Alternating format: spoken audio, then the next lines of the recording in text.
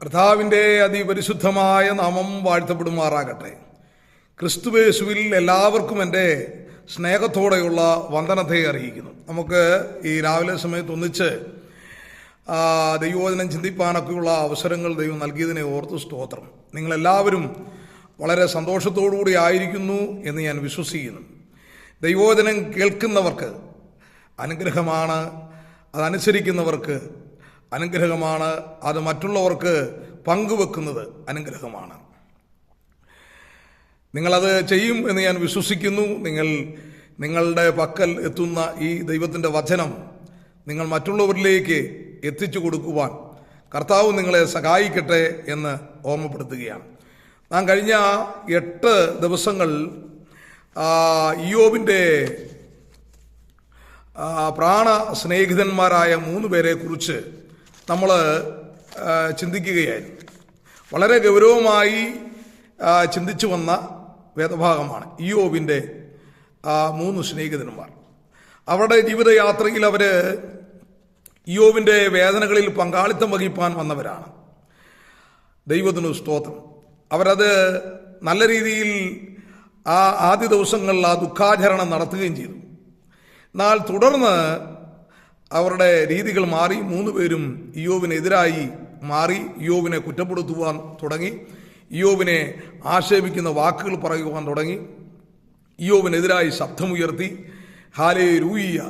വേദനിക്കുന്ന വേദനയിലേക്ക് അവർ പിന്നെയും മുറിവുകൾ വരുത്തുവാൻ ഇടയായി. അങ്ങനെ ഇയ്യോബിൻ്റെ സ്നേഹിതന്മാർ മാറി മാറി മാറി ഇയ്യോബിനെതിരായി സംസാരിക്കുവാനിടയായി.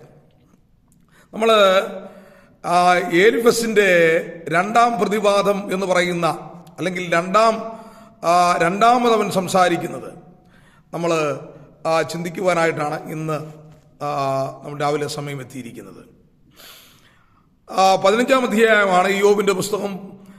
15ാം അധ്യായമാണ്. ഇയ്യോബിനെതിരായി എലീഫസിൻ്റെ 2ാം പ്രതിവാദം ഇവിടെ തുടങ്ങുക. അതിന് തേമാന്യനായ എലീഫസ് ഉത്തരം പറഞ്ഞതെന്നാൽ, ജ്ഞാനിയായവൻ വ്യർത്ഥജ്ഞാനം പ്രസ്താവിക്കുമോ? അവൻ കിഴക്കൻ കാറ്റുകൊണ്ട് വയറ് നിറയ്ക്കുമോ? അവൻ പ്രയോജനമില്ലാത്ത വാക്കുകളാലും ഉപകാരമില്ലാത്ത മൊഴികളാലും തർക്കിക്കുമോ? 4ാമത്തെ വാക്യം, നീ ഭക്തി വെടിഞ്ഞ് ദൈവസന്നിധിയിലെ ധ്യാനം മുടക്കിക്കളയും. ഹല്ലേലൂയ. ഇയ്യോബിനെ കുറിച്ച് എലീഫസിന്റെ ഗൗരവമായ ആരോപണം, ഇയ്യോബ് ദൈവഭക്തി വെടിഞ്ഞ് ദൈവസന്നിധിയിൽ ധ്യാനം മുടക്കിക്കളയും. ഹല്ലേലൂയ. എന്ന് പറഞ്ഞാൽ ദൈവവുമായിട്ടുള്ള ബന്ധം നീ ഒഴിവാക്കി കളഞ്ഞു. ഇതാണ് അവരുടെ എലീഫസിന്റെ വാദമതാണ്. ദൈവവുമായിട്ടുള്ള ബന്ധം നഷ്ടപ്പെടുത്തി. ഇയ്യോബിനെ കുറിച്ച് ദൈവം പറയുകയാണ്, അവൻ നേരുള്ളവനാണ്, അവൻ ദൈവഭക്തനാണ്, ദോഷം വിട്ട് അകന്നവനാണ്. ഹല്ലേലൂയ. ഇയ്യോബിനെ കുറിച്ച് ദൈവം പറയുമ്പോൾ ഇയ്യോബിന്റെ സ്നേഹിതന്മാര് ആയ എലീഫസ് പറയുകയാണ്, നീ നിന്റെ ഭക്തി വെടിഞ്ഞു എന്ന് പറഞ്ഞാൽ ദൈവവുമായിട്ടുള്ള ബന്ധം നീ ഒഴിവാക്കി. ഞാനൊരു കാര്യം ദൈവമക്കളോട് പറയാം, ദൈവദാസന്മാരോട് പറയാം. മറ്റുള്ളവർ നോക്കുമ്പോൾ നമ്മൾ ദൈവവുമായിട്ട് ബന്ധമില്ലാത്ത നിലയിൽ പോകുന്നു എന്നുള്ള ആരോപണങ്ങൾ ഉന്നയിക്കാൻ സാധ്യതയുണ്ട്. എന്നാൽ ദൈവവുമായി യാതൊരു ബന്ധവും ഇല്ലാതെ നിലകൊള്ളുന്ന ആളുകൾ സഭയ്ക്കകത്ത് നിലകൊള്ളുമ്പോൾ അവരെ യഥാർത്ഥ ദൈവഭക്തരാണെന്നും പ്രഖ്യാപനം നടത്തുകയും ദൈവവുമായി ബന്ധം ഉള്ള ആളുകളെ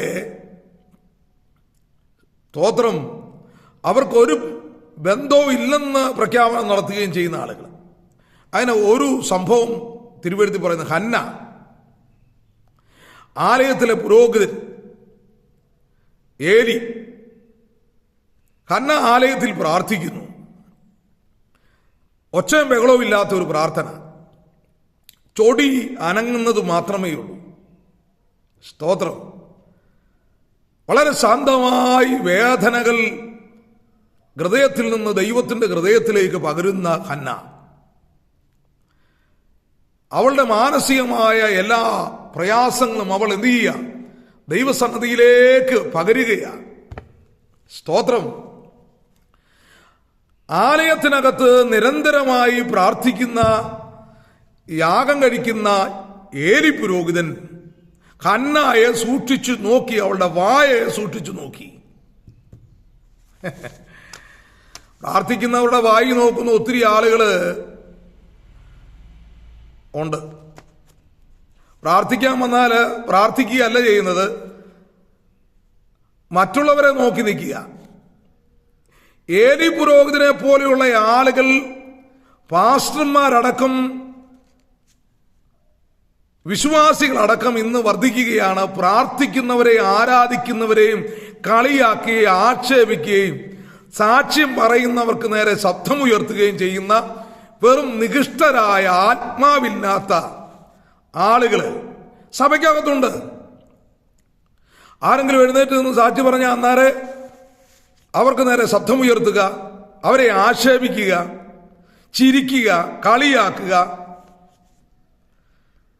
ഈ ഏലി പുരോഹിതൻ നോക്കുമ്പോൾ ഇവൾ വീഞ്ഞടിച്ചവളാ. ആര്? ഹന്ന. ദൈവം നോക്കുമ്പോൾ ഹന്ന ഹൃദയത്തിലെ വേദനകൾ ദൈവത്തിന്റെ ഹൃദയവുമായി ചേർക്കുകയാണ്. ഇതിലേതാ ശരി?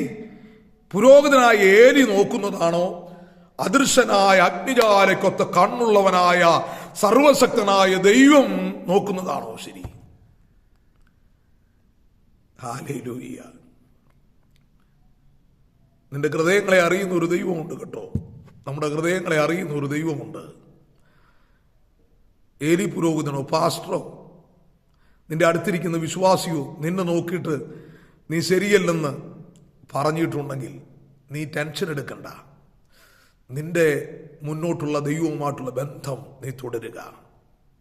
വീഞ്ഞടിച്ച അവളെന്നോ മോശമായി ജീവിക്കുന്നവളെന്നോ ഒക്കെ പറഞ്ഞുകൊള്ളട്ടെ, പക്ഷെ ദൈവം നിന്നോട് കൂടെ ഉണ്ടാകും. സ്തോത്രം. ഒരാളുടെ ഭക്തിയെ അളക്കുവാനുള്ള അളവുകോൽ ഇവിടുത്തെ പാസ്റ്റർമാർക്കോ ഇവിടുത്തെ വിശ്വാസികൾക്കോ ഇവിടുത്തെ ആധ്യാത്മിക നേതാക്കന്മാർക്കോ ഒന്നുമില്ല കേട്ടോ. അതൊക്കെ അളക്കുന്നത് ദൈവമാ. അളക്കാൻ ആരുടെ അളവുകോലൊന്നും ദൈവം കൊടുത്തിട്ടില്ല. ഞാനൊരു കാര്യം കൂടെ പറയാം. സഭയിലേക്ക് പോകുന്നവര് മറ്റുള്ളവരെ അളക്കാനുള്ള അളവുകോലുമായിട്ട് പോകരുത് കേട്ടോ.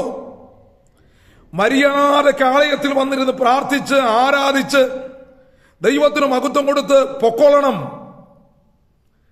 പിന്നെ സഭയിലെ പാസ്റ്റർ ഉൾക്കൊള്ളാൻ പറ്റുന്നില്ലെങ്കിൽ, അവിടുത്തെ ആരാധന താല്പര്യമില്ലെങ്കിൽ, സഭയ്ക്ക് അടിസ്ഥാനമുള്ളതല്ല എന്ന് ബോധ്യം വന്നെങ്കിൽ വിട്ടുപൊക്കോണം. ഹല്ലേലൂയ.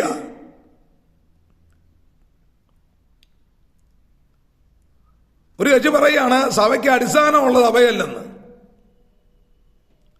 അതാ കഴിഞ്ഞ 5-8 വർഷമായിട്ട് ഇവിടെ ഇരുന്ന് ആരാധിച്ചു സഭയ്ക്ക് വെളിയിൽ പോയിട്ട് പറയാണ് അടിസ്ഥാനമുള്ള സഭയല്ല. പിന്നെ എന്നാ നോക്കിയിട്ട് നീ ആരാധനയ്ക്ക് വരുന്നത്? എന്തോ അടിസ്ഥാനം നിനക്ക് എന്താ വേണ്ടത്? അടിസ്ഥാനം എന്ന് പറഞ്ഞ എന്താ ഉദ്ദേശിക്കുന്നത്? 100-500 സഭ ഒന്നിച്ചുള്ളത്, അതാണ് അടിസ്ഥാനം. ഹല്ലേലൂയ. മണ്ടത്തരം പറയാതെ സഹോദര. സഭയ്ക്കകത്ത് വന്ന് ആരാധിച്ച് പ്രാർത്ഥിച്ച് പോകുക. അന്തസ്സായിട്ടിരുന്ന് ആരാധിക്കാനുള്ള ആരാധനാലയം അവിടെ ഉണ്ടോ? അവിടെ പോയിരുന്ന് പ്രാർത്ഥിച്ച് ആരാധിക്കുക. നീക്ക് ഏതെല്ലാം സഭയെ ചാടി ഇറങ്ങി നടന്നു. എന്നിട്ട് ഇതുവരെ ഗുണം പിടിച്ചില്ലല്ലോ. സഭയെ തല്ലിമുടിച്ച്, സഭയെ ദൈവദാസന്മാരെ ആക്ഷേപിച്ച്, ട്രമ്മ് തല്ലിപ്പൊട്ടിച്ച്, കർത്തൃമേശ വലിച്ചെറിഞ്ഞ്, നീയൊക്കെ എത്ര വർഷമായി ഈ സഭയ്ക്ക് നേരെ ആക്രമണങ്ങൾ അഴിച്ചുവിടാൻ തുടങ്ങിയിട്ട്? രക്ഷപ്പെടാത്തതിന് കാരണം, കുടുംബത്തിനകത്ത് ശാപം നിൽക്കുന്നതിന്റെ കാരണം നീ മറ്റുള്ളവരെ വിധിക്കാനും മറ്റുള്ളവരെ ആക്ഷേപിക്കാനും പോകുന്നത് കൊണ്ടാണ്. രക്ഷപ്പെടത്തില്ല. ഹല്ലേലൂയ.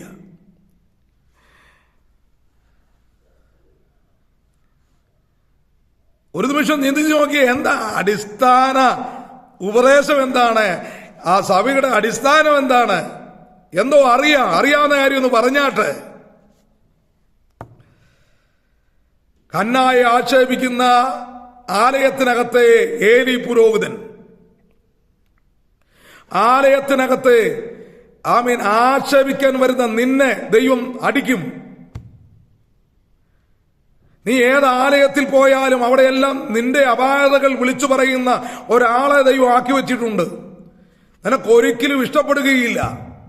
കാരണം നിന്നെ ചെത്തി വെടുപ്പാക്കേണ്ടതിനു വേണ്ടി ദൈവം എന്ത് ചെയ്തിരിക്കുന്ന കാര്യങ്ങൾ ആ സ്ഥാനത്താക്കി വെച്ചിരിക്കുന്നതാ. പക്ഷേ അത് മനസ്സിലാക്കാതെ മറ്റുള്ളവരെ ആക്ഷേപിക്കുന്ന നിലവാരങ്ങൾ വിട്ടേച്ച് കുഞ്ഞെ നീ വേറെ പണി നോക്ക് എന്നാണ് എനിക്ക് പറയാനായിട്ടുള്ളത്. സ്തോത്രം. ഞാൻ ഒരു കാര്യം ഉറപ്പായി പറയാം, മറ്റുള്ളവരെ ആക്ഷേപിക്കാൻ ആലയത്തിനകത്ത് കയറിപ്പോകരുത്. ഒരാലയത്തിലും ദൈവം അടിക്കും, ദൂതനെ വിട്ടടിക്കും. അതിന് മാറ്റമൊന്നുമില്ല. സ്തോത്രം. തിരുവെഴുത്ത് പറയുകയാണ്, ഇയ്യോബേ നീ വലിയ ഭക്തിയൊന്നും എന്ത് ചെയ്യണ്ട, നിന്റെ ഭക്തിയൊക്കെ പോയി. ഹല്ലേലൂയ. നിന്റെ ഭക്തിയൊക്കെ പോയി. നീ എന്ത് ചെയ്തിരിക്കുകയാണ്? ദൈവസന്നിധിയിലെ പ്രാർത്ഥന നീ നിർത്തിയിരിക്കുകയാണ്. ചിലരെല്ലാ ആഴ്ചയിലും മുടങ്ങാതെ ആരാധനയ്ക്ക് വരും, മുടങ്ങത്തില്ല. ആലയത്തിൽ വന്ന് കയറിയിരുന്ന അന്നേരം സുഖമായിട്ട് ഉറങ്ങും. ചിലർ ആലയത്തിനകത്തേക്ക് വന്ന് കയറിയിരുന്ന അന്നേരം ഒന്ന് രണ്ട് പേരെ കൂട്ടുപിടിച്ചിട്ട് മറ്റുള്ളവരെ ആക്ഷേപിക്കുന്ന നിലവാരത്തിലേക്ക് മാറും. 26 വർഷമായി പെന്തക്കോസ്തിന്റെ മണ്ണിൽ സഭാ ശുശ്രൂഷ ചെയ്യുന്ന ഒരു ദൈവദാസനം എന്നുള്ള നിലയ്ക്ക് എനിക്ക് നന്നായിട്ട് ആലയത്തോട് ബന്ധപ്പെട്ട ആരാധനാ ക്രമീകരണങ്ങളും ശുശ്രൂഷകളും ഒക്കെ നന്നായി പരിചയമുണ്ട്, ശീലമുണ്ട്. ദൈവം എന്നെ പഠിപ്പിച്ചിട്ടുണ്ട്. ദൈവം അതുകൊണ്ട് വരുന്ന ജനത്തിന്റെ എല്ലാവരുടെയും ഹൃദയത്തിന്റെ സ്പന്ദനം എനിക്കറിയാം.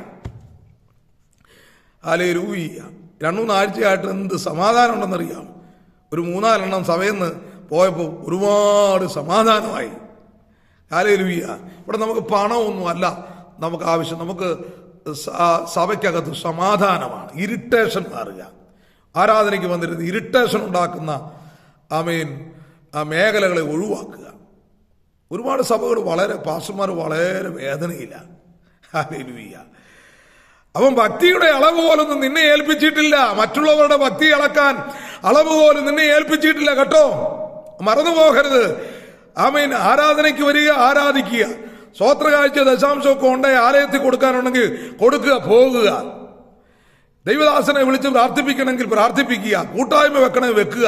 മറ്റുള്ളവരുടെ പുറത്ത് കയറി നിരങ്ങാനായിട്ട് എന്ത് ചെയ്യരുത്, തയ്യാറാകരുത്. മര്യാദയ്ക്ക് മാനസാന്തരപ്പെട്ട് ഏതെങ്കിലുമൊക്കെ ചർച്ചിൽ പോകുന്ന ഒരു മര്യാദയ്ക്ക് നിന്ന് ആരാധിച്ചോണം. സഭ ഭരിക്കാനും സഭ നിയന്ത്രിക്കാനും ദൈവം ആക്കി വെച്ചിരിക്കുന്ന അഭിഷിക്തരായ ദൈവദാസന്മാരുണ്ട്. അവരുടെ മണ്ടയ്ക്ക് കയറാനൊന്നും പോകരുത് കേട്ടോ. അതൊക്കെ കുടുംബത്തിനും തലമുറയ്ക്കും ശാപമാണ്. നീ ഭക്തി വെടിഞ്ഞ് ദൈവസന്നിധിയിലെ ധ്യാനം മുടക്കിക്കളയും. ഹല്ലേലൂയ. ഇയ്യോബിനോട് എലീഫസ് പറയുകയാണ്. അടുത്ത 5-ാമത്തെ വാക്യം പറയുന്നു, നിന്റെ അകൃത്യം നിന്റെ വായെ ഉച്ചരിക്കുന്നു. നിന്റെ വായിൽ നിന്ന് വരുന്നത് മുഴുവൻ അകൃത്യമാണ്, ദൈവഹിതമല്ലാത്ത വാക്കുകളാണ്. ഒന്ന് ചിന്തിച്ചു നോക്കി. ഇയ്യോബിനെ കുറിച്ചാണ് പറയുന്നത്. ഇയ്യോബിനെ കുറിച്ച് ദൈവം പറയുക, അവൻ ഒരു വാക്കുകൊണ്ട് പോലും ദൈവത്തോട് പാപം ചെയ്തില്ല. അവന്റെ ജീവിതത്തിൽ വന്ന ദുരിതപൂർണമായ അനുഭവങ്ങൾ, തലമുറകളുടെ മരണം, സമ്പത്തുകളുടെ നഷ്ടം, ശരീരത്തിലുണ്ടായ തകർച്ച, മാനസികമായ തകർച്ച, എല്ലാ തകർച്ചകളും വന്നിട്ട് ഒരു വാക്കുകൊണ്ട് പോലും ദൈവത്തോട് ഇയ്യോബ് പാപം ചെയ്തില്ല. അപ്പൊ ഈ പൊട്ടം പറയുക, അതാ എലീഫസ് യവൻ ഈ എലീഫസ് എന്ന് പറയുന്ന ഈ ഇയ്യോബിന്റെ കൂട്ടുകാരൻ ഇയ്യോബിനെ പോലെ തന്നെ ദൈവത്തെ സ്നേഹിക്കുന്ന ആരാധിക്കുന്ന ഒരു ദൈവഭക്തനാണ്. ഹല്ലേലൂയ. സമ്പന്നനുമാ. യവൻ പറയുകയാണ്, നിന്റെ അകൃത്യം നിന്റെ വായിൽ നിന്ന് എന്ത് ചെയ്യുക? വായ് ഉച്ചരിക്കുന്നു. ഉപായികളുടെ നാവ് നീ തിരഞ്ഞെടുത്തിരിക്കുന്നു. ഉപായികളുടെ നാവ് നീ തിരഞ്ഞെടുത്തിരിക്കുന്നു എന്ന് പറഞ്ഞാൽ അത്രമാത്രം ഇയ്യോബിനെ വേദനിപ്പിച്ച് ഇയ്യോബിനെ മാനസികമായി തകർത്ത് അവനെ നശിപ്പിക്കുന്ന നിലവാരത്തിലേക്ക് എലീഫസും അവന്റെ കൂട്ടുകാരും കൂടെ ചേർന്ന് അത്ര ദുരിതപൂർണമായ നിലയിലേക്ക് മാറ്റുവാനാണ്. പക്ഷേ എന്റെ ദൈവമോ രാപ്പകൽ തന്നോട് നിലവിളിക്കുന്ന എന്റെ ഭക്തന്മാർക്ക് വേണ്ടി ജാഗരിക്കുന്ന ഇടപെടുന്ന ഒരു ദൈവമുണ്ട് കേട്ടോ. നിന്നെ ആരെങ്കിലും ആക്ഷേപിച്ചിട്ടുണ്ടെങ്കിൽ, ആലയത്തിൽ നിന്നെ ആരെങ്കിലും നിന്ദിച്ചിട്ടുണ്ടെങ്കിൽ, നിന്നെ അപമാനിക്കാൻ ശ്രമിച്ചിട്ടുണ്ടെങ്കിൽ നീ ഭാരപ്പെടരുത് കേട്ടോ. ദൈവസന്നിധിയിൽ ഉറപ്പുള്ളവനായി കർത്താവിനെ ഏൽപ്പിച്ച ഹല്ലേലൂയ ക്രിസ്തീയ ജീവിതം മാന്യമായി ഞാൻ നയിക്കുമെന്നുള്ള തീരുമാനത്തോടെ നീ മുന്നോട്ട് പോകുക. നിനക്കെതിരെ ശബ്ദമുയർത്തുന്ന, നിന്നെ ആക്ഷേപിക്കുന്ന, നിന്നെ അവഹേളിക്കുന്ന മേഖലകളെ കൈകാര്യം ചെയ്യുവാൻ ദൈവം ഇടപെടും. വാക്കുകൾ നിർത്തട്ടെ. എലീഫസിന്റെ രണ്ടാമത്തെ പ്രതിവാദത്തിൽ ദൈവത്തിന് സ്തോത്രം, എലീഫസ് പറയുന്നു, നിന്റെ ഭക്തി മുഴുവൻ നഷ്ടപ്പെട്ടിരിക്കുന്നു. നീ പ്രാർത്ഥന, ധ്യാന ജീവിതം, ദൈവവുമായിട്ടുള്ള ഇടപെടൽ നീ നിർത്തിവെച്ചിരിക്കുന്നു. നിന്റെ വായ്ക്കകത്തു നിന്ന് അകൃത്യമാണ് വരുന്നത്. നീ എന്ത് ചെയ്തിരിക്കുക? ഉപായികളുടെ നാവ് തിരഞ്ഞെടുത്തിരിക്കുകയാണ്. ഇത്രയും ആക്ഷേപങ്ങൾ എലീഫസ് തൻ്റെ രണ്ടാം പ്രതിവാദത്തിൽ എടുക്കുമ്പോൾ ഒരു കാര്യം കൂടെ എലീഫസ് പറയുകയാണ്, സ്വർഗം തൃക്കണ്ണിന് നിർമ്മലമല്ല എന്ന് പറഞ്ഞാൽ ദൈവം പറയാത്തതും ചിന്തിക്കാത്തതുമായ കാര്യങ്ങളാണ് അവൻ ദൈവത്തിനു വേണ്ടി പറയുന്നത്. മനസ്സിലായോ? ദൈവം പറയാത്ത കാര്യങ്ങൾ, ദൈവം ചിന്തിക്കാത്ത കാര്യങ്ങൾ അവൻ ദൈവത്തിനു വേണ്ടി പറയുക. എത്ര അപകടമാണ്! സ്വർഗം പോലും നിർമ്മലമല്ല എന്നാ പറയുന്നത്. യവനെ എന്താ ചെയ്യേണ്ടത്? ഇപ്പം പെന്തക്കോസ്തുകാരുടെ ഇടയിലും പറയാൻ തുടങ്ങി, സ്വർഗമില്ല, നരകമില്ല, മരണത്തിനപ്പുറമായിട്ടൊരു ജീവിതമില്ല. ഇത്രയും വൃത്തികെട്ടവളുമാരും ഒക്കെ ആലയത്തിനകത്ത് വന്നാൽ എങ്ങനെ മറ്റുള്ളവർ രക്ഷപ്പെടും? സ്വർഗവും നഗരമൊന്നും ഇല്ല, നിത്യതയില്ല, പുനരുത്ഥാനമില്ല എന്നൊക്കെ ചിന്തിക്കുന്ന ആളുകൾ ഇപ്പൊ പെന്തക്കോസ്ത് വന്നുകൊണ്ടിരിക്കുക. ഭയങ്കര പ്രതിസന്ധിയിൽ കൂടിയാണ് ആത്മീയ മേഖലകൾ പോകുന്നത് കേട്ടോ. ഈ കാലഘട്ടങ്ങളിൽ മാത്രമല്ല, പൗലൂസിന്റെ കാലഘട്ടത്തിലും അങ്ങനെ ആളുകൾ ഉണ്ടായിരുന്നു. അതുകൊണ്ടാണ് മരിച്ചവർ എങ്ങനെ ഉയർക്കുമെന്ന് ചോദിച്ചത്. കൊരിന്ത്യർ സഭയിൽ ഒരു കൂട്ടം ആളുകൾ മരിച്ചവർ എങ്ങനെ ഉയർക്കും? വാക്കുകൾ നിർത്തട്ടെ. ഷെയർ ചെയ്യണം, മറ്റുള്ളവർക്ക് ഇത് പ്രയോജനമാകട്ടെ, സഭയ്ക്ക്, ദൈവദാസന്മാർക്ക് ഇത് പ്രയോജനമാകട്ടെ. God bless you. പിന്നെ ബാക്കി നമുക്ക് ചിന്തിക്കാം. ഞങ്ങളുടെ പ്രിയ പിതാവേ, ഈ നല്ല സമയം ദൈവകരങ്ങളിൽ ഏൽപ്പിക്കുന്നു. ഈ ദൈവവചനം കേൾക്കുന്ന എല്ലാ പ്രിയപ്പെട്ടവരെയും സ്വർഗം മാനിക്കണം, ആദരിക്കണം. യേശുവിൻ നാമത്തിൽ തന്നെ. ആമേൻ.